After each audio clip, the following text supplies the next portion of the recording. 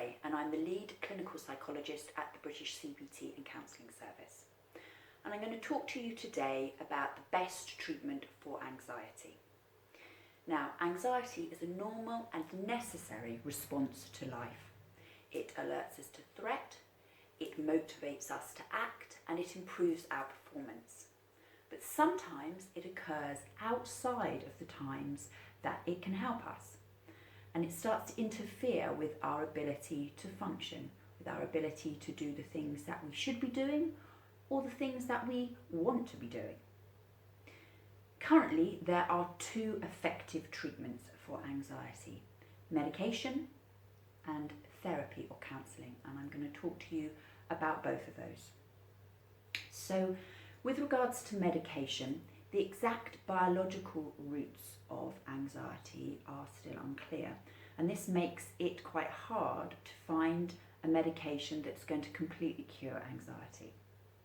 However, there are a couple of medications that can bring some relief.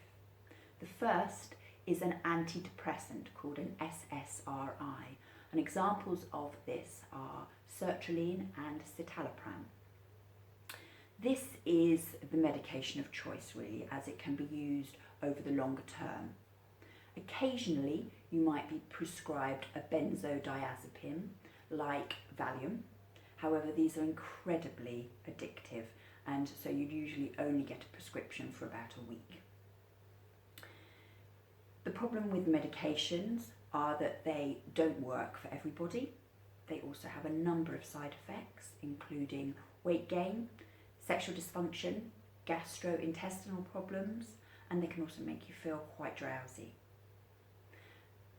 I guess the biggest downside of medication though is that when you stop taking the medication, your symptoms of anxiety will return. The alternative to medication is therapy or counselling. The psychological roots of anxiety are much clearer. So the ideas are that it is our thoughts that create the anxiety. So anxious thoughts lead to anxious feelings. This means that it's much easier to create a treatment, a therapy that works for anxiety. And currently the most effective treatment for anxiety is Cognitive Behavioural Therapy, or CBT. And what CBT does is it helps us to identify the thoughts that are causing the anxiety. It then helps us to look at how accurate and how helpful these thoughts are. And then, if our thoughts aren't accurate and helpful, it helps us to develop alternative thoughts that will lead to us feeling calmer and more relaxed. Now, CBT and medication work similarly well in the short term. However, after treatment ends, CBT yields much better results because you've learnt a set of skills that you can continue to use even if you're not going to your weekly therapy sessions. Medication does tend to work faster, but it's really only a matter of a week's difference. Although, if you're struggling with very severe anxiety, a number of weeks can feel like a lifetime.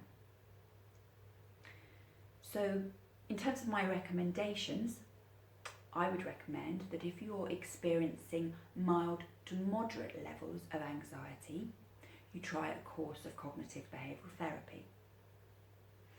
If you're struggling with more severe anxiety, I'd try a combination of medication and therapy in the short term, and then as you start to learn some skills in your therapy, you can gradually reduce your medication and eventually stop it completely.